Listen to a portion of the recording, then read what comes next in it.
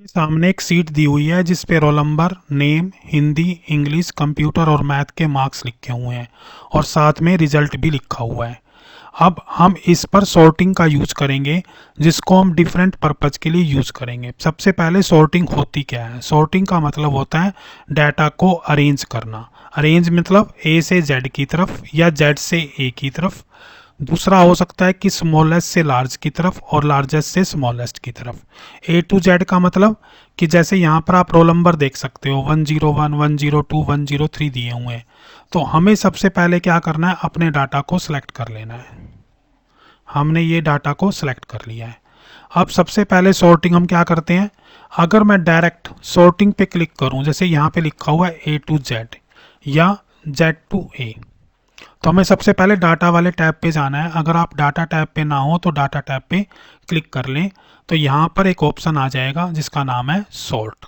ठीक है, इस सॉर्ट पे जाने के बाद अगर आप सॉर्ट पे क्लिक करते हो ए टू जेड पे, तो ये ए टू जेड के हिसाब से तो रोल नंबर पहले ही लगे हुए हैं। अगर मैं जेड टू ए पे क्लिक करूं तो ये देखो रोल नंबर में 120 सबसे पहले आ गया है और जो लास्ट वाला रोल नंबर था 101 वो नीचे की तरफ चला गया है सबसे।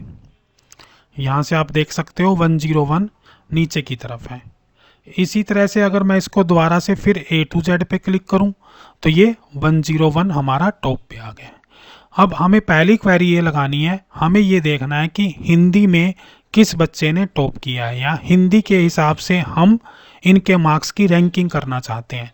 तो हमें करना क्या है, हमें सॉर्ट पे क्लिक करना है और यहाँ पे ऑप्शन खुल जाएगा।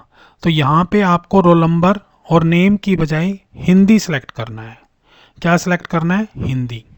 और आप मार्क्स कैसे लगाना चाहते हैं? अगर आप टॉप पर चाहते हैं तो आप इसको लार्जेस्ट टू स्मॉलेस्ट कर दो। क्या कर दो?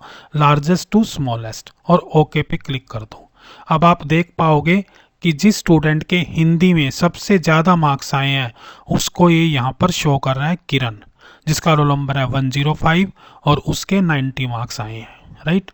अब इसी तरह से आप इंग्लिश पे लगा सकते हो, वहीं पे आपको क्लिक करना है।